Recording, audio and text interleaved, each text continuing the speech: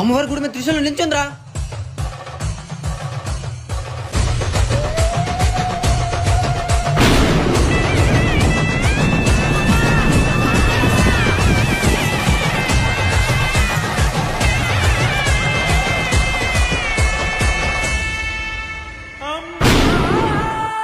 కల్లారా మీ అమ్మవారి చేతులు చూసానమ్మా. ఎక్కడ నుండి మీ ఊరు జోలికని మీ గుడి జోలికని రానమ్మా.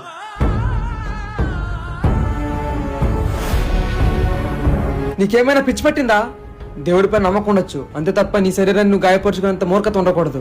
ఆ త్రిశూలం మీ అమ్మవారి శక్తి వల్ల పైకి లేచింది అనుకుంటున్నావా? కాదు, అదంతా మేం చేసిన ప్లాన్.